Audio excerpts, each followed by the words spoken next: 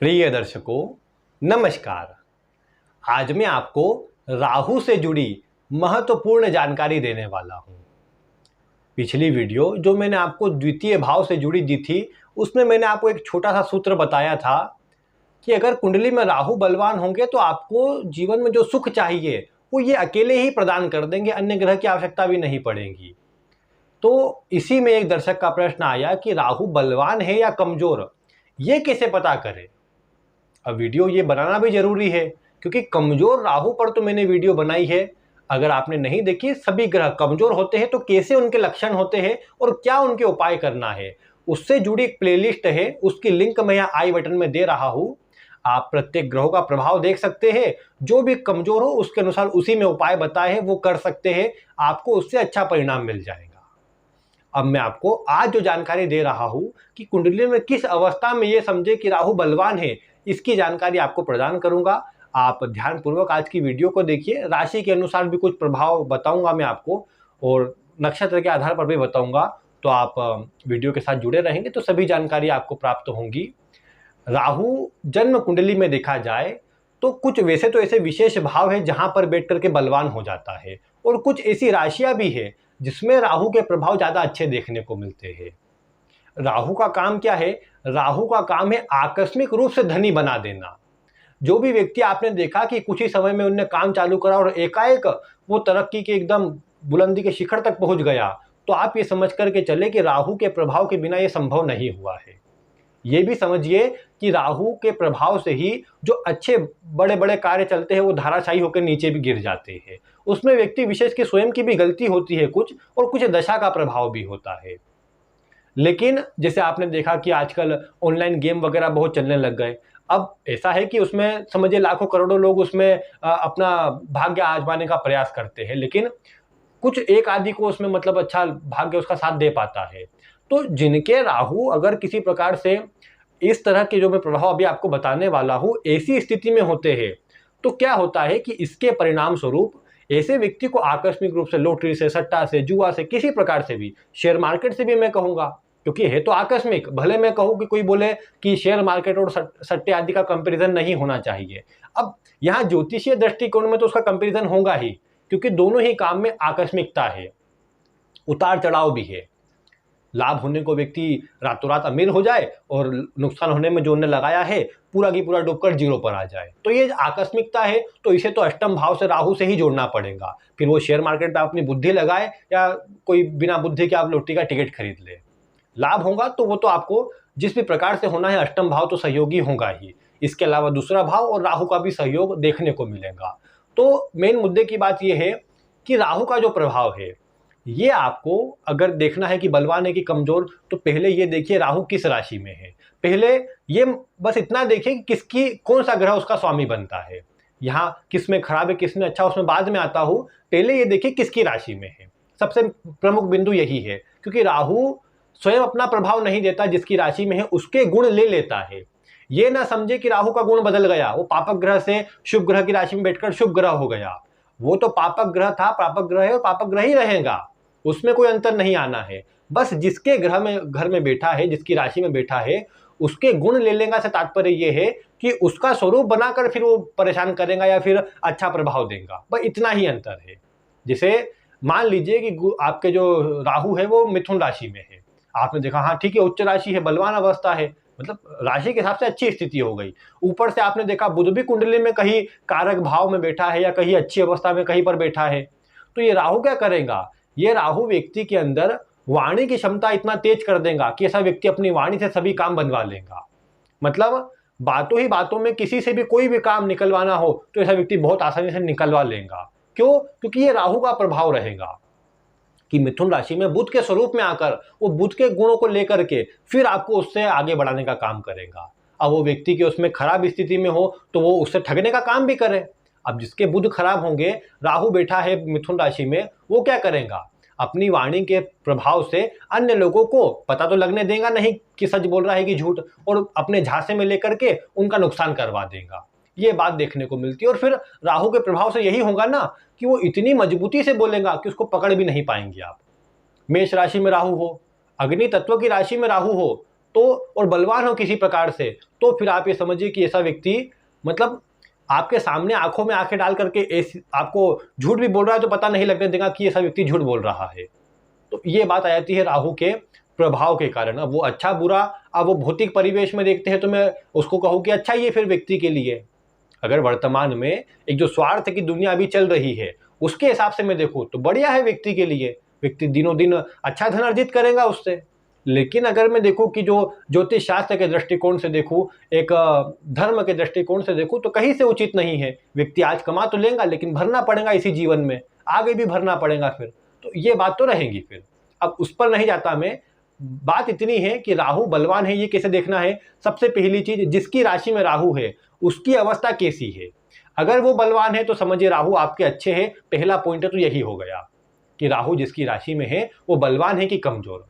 एक और बात, राहु और अन्य ग्रहों की स्थिति कितनी बलवान है इसको देखने के लिए भी, शुभ या अशुभ देखने के लिए भी मैंने आपको एक वीडियो दी थी। प्रत्येक ग्रह से जुड़ी वीडियो है, आप यहाँ आई बटन में क्लिक करेंगे तो प्लेलिस्ट मिलेंगी, उसमें प्रत्येक ग्रह से जुड़ी जो जानकारी है, किस राशि में है, किस भाव में है, उसके आधार पर है, उसे आप देखेंगे तो उससे भी आपको सटीक जानकारी मिलेगी। आज की भी वीडियो देख लीजिए, अच्छा परिणाम आपको प्राप्त हो जाएगा। यहाँ क्या कीजिए कि राहु जिसकी राशि में अगर वो बलवान है तो राहु को परिणाम अच्छा मिल जाएगा। इसके अलावा कुंडली के तीसरे भाव में, छठे भाव में या 11वें भाव में राहु हो तो आप 100% समझिए कि राहु की स्थिति ये अच्छी है। लेकिन इसमें भी वो बात तो लागू करना ही है कि किसकी राशि में है। अगर वो बलवान हुआ तो बहुत अच्छी स्थिति में ये राहु हो जाएगा। इसके अलावा आपकी जन्म कुंडली के कारक ग्रहों के साथ राहु बैठा है तो ये राहु भी आपको अच्छा परिणाम देगा। क्यों? क्योंकि कारक ग्रह का स्वरूप उसने ले लिया है। अब कारक ग्रह का स्वरूप लिया तो कारक ग्रह के काम भी वो करेगा। और उसमें भी अगर कारक ग्रह उसके मित्र हुए, यानी जैसे राहु के मित्र में अगर मैं आपको कहूं तो शुक्र, बुध, शनि, इनकी राशियों में अगर बैठा है राहु तो बढ़िया प्रभाव देगा आपको। और तीसरे, छठे, 11वें भाव में हुआ, बढ़िया परिणाम देगा। लग्न में है, लग्नेश की स्थिति अच्छी है, अन्य प्रभाव अच्छा है इन्हीं लग्नों के अंदर, तो बहुत अच्छा परिणाम देगा। अब जैसे सिंह राशि में हो, मंगल की राशि में भी अच्छा परिणाम देता है। राहु की खराब अवस्था गुरु की राशियों में आ जाती है। और अब शनि की राशि में देखिए, अच्छा तो मैं बोल रहा हूं मित्र का है क्योंकि, लेकिन एक बात समझ करके चले, ये राहु का आकस्मिक प्रभाव आपको देखने को जल्दी नहीं मिलेगा।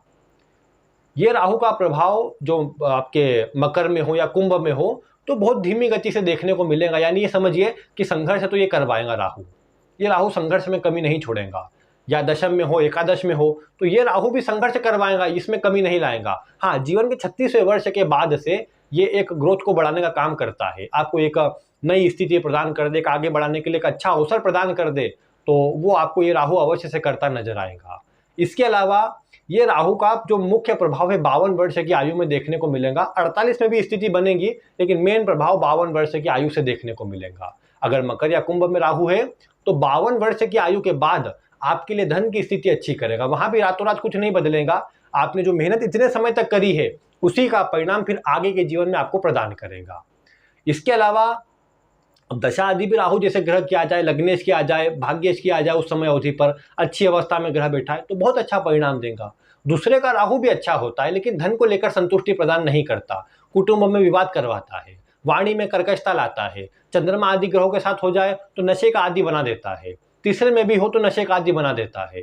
तो वो कमजोरी अगर आई तो फिर भी राहु को खराब समझिए। अगर ऐसा कोई भी व्यक्ति आप देखते हैं जो दूसरों की बातों में जल्दी आ जाता है, घर वालों की बात तो सुनता नहीं, बाहर वालों की बात मान लेता है, तो समझिए उसका राहु खराब है। अगर राहु को आप देख रहे हैं कोई व्यक्ति एकदम खराब वाली स्थिति में रहता है, मतलब ऊपर से नीचे तक उसने क्या पहन रखा है, कैसी अवस्था में वो है, कोई उसको लेना देना उससे नहीं है, तो समझिए राहु खराब है। मतलब आलस करने वाला ज्यादा हो, किस प्रकार से आलस कि कपड़े उसको अच्छे पहनने का शौक भी नहीं कर रहा, ये भी आलस का ही प्रभाव है। तो ये स्थिति खराब राहु के प्रभाव में ही आती है। बलवान होगा तो क्या होगा कि ऐसे व्यक्ति ने ठाना, सोचा और बस काम के लिए निकल गया, फिर ये नहीं देखेगा कि रात है कि दिन है, वो काम करने लग जाएगा। तो ये बात आपको देखनी चाहिए कि राहु के प्रभाव से अगर व्यक्ति के अंदर अपनी एक आभा इस प्रकार की है कि जहां जा रहा है अपनी बातों से, अपने ज्ञान से, अपने एक मतलब कहूं कि मैं एक अलग गुण से सभी को प्रभावित कर ले रहा है, तो ये समझिए एक मजबूत राहु है उसका। इसके अलावा आपके पंचम या नवम भाव के स्वामी के साथ केंद्र के किसी भाव में राहु बैठा हुआ है, तो ये राहु भी बलवान है। केंद्र के स्वामी के साथ त्रिकोण के भाव में यानी पंचम में या नवम में राहु बैठा है, तो ये राहु भी बलवान है। ये आपको समझना चाहिए। और वही बात है ना कि राहु जिसकी राशि में है उसकी अवस्था बलवान हुई, वो अच्छा हुआ, तो राहु अपने आप अच्छा परिणाम देने लग जाएगा। और वो राहु फिर आपको आकस्मिक रूप से बड़ा धन लाभ करवाने का भी योग बना देता है। अब अष्टम का राहु भी वैसे जुड़ा अष्टम भाव से आकस्मिक धन लाभ से है, लेकिन जब तक इसकी दशा ना आए तब तक के लिए तो ठीक है। जहां अगर इसकी महादशा आने वाली है तो ये प्रॉब्लम देने वाला है। और ये है फिर इसमें कि देखो आकस्मिक धन लाभ के लिए आपको जोड़ेगा, यानी अष्टम भाव से जुड़े कार्य में आप जुड़ने का प्रयास करें या आप आकस्मिक धन लाभ के क्षेत्रों से जुड़ने का प्रयास करें, ये देखने को मिल सकता है। किंतु बस यही बात है कि ये राहु के प्रभाव से आपको नुकसान भी कई बार ये बड़े करवा देता है, इसलिए फिर इसका प्रभाव मिला जुला सा रह जाता है। अब राहु के साथ में अगर शनि है तो इससे शनि बलवान होते हैं, राहु के बल में कमी आ जाती है, ये भी आपको समझना चाहिए। राहु के साथ बुध है तो राहु बलवान होंगे, बुध कमजोर हो जाएंगे, ये आपको समझना चाहिए। फिर राहु अगर सूर्य की राशि में है तो भी अच्छा होता है। सूर्य की आदि की स्थिति अच्छी हो तो बहुत बढ़िया परिणाम देता है राहु, सूर्य की राशि में हो करके, लग्न में हो, केंद्र में हो, त्रिकोण में हो, बहुत बढ़िया, तीसरे छठे 11वें में हो, बहुत बढ़िया रहता है। मेनली 12वें भाव में, या मैं कहूँ कि राहु अगर अष्टम भाव में हो, ज़्यादा खराब ही रहता है। चतुर्थ में भी राहु की स्थिति इतनी अच्छी नहीं कही जाएगी, क्योंकि कार्य के लिए अस्थिरता बना देता है फिर वो राहु, तो परेशानी आ जाती है। सप्तम में भी खराब कहेंगे, लग्न में भी अगर कारक नहीं हुआ, लग्नेश की स्थिति अच्छी ना हुई, या राहु अकेला है एकदम मतलब खराब स्थिति में है। और फिर देखिए राहु की दशा आने वाली होना, तो एक बात ध्यान रखें कि अगर आपने अच्छी तरीके से काम नहीं किया, अच्छी तरह से धन प्राप्त नहीं किया है अच्छे मार्ग से, तो समझिए राहु की दशा आके आपको बर्बाद करके जाएंगी, ये बात पक्की है, भले कितनी ही अच्छी अवस्था में क्यों ना हो। लेकिन अगर आपने ईमानदारी से काम किया है, फिर राहु कितनी ही खराब अवस्था में क्यों नहीं है, उसकी दशा अंतरदशा आने पर आपको सभी प्रकार का लाभ वो करवा देगा। लेकिन इन भावों में जिस तरह की स्थिति में मैंने आपको बताया ऐसा होगा तो निश्चित ही आपको अच्छा लाभ करवा करके जाएगा, शुभ परिणाम देने का काम करेगा। तो आप अपनी कुंडली खोलिए, देखिए राहु की स्थिति कैसी है। और ना केवल लग्न में, नवमांश कुंडली में भी राहु का बल अगर अच्छा हुआ ना, तो समझिए कि उसके अंदर ऊपर से खराब है, अंदर से फल अच्छा है, तो ऊपर का छिलका काट करके आप उसका फल का स्वाद ले सकते हैं अगर नवमांश में स्थिति अच्छी है तो इसीलिए आप ये समझिए कि राहु के प्रभाव को लग्न में, नवमांश में, कार्य क्षेत्र के हिसाब से देखते हैं, तो दशमांश में देखें, उसमें भी आपको परिणाम प्राप्त होगा। तो ये बृहद विषय है, ज़्यादा विस्तार आगे न देते हुए आज मैं अपनी वाणी को यहीं विराम देता हूँ। तो आप तैयार रहिएगा, आगे आपकी जन्म कुंडली का निःशुल्क अध्ययन किया जाएगा। वीडियो पसंद आई हो तो आप इसे लाइक करें, अन्य लोगों तक शेयर करें, और ऐसी ही वीडियो देखने के लिए चैनल को सब्सक्राइब करें। आज की वीडियो में बस इतना ही। वीडियो देखने के लिए आपका बहुत बहुत धन्यवाद।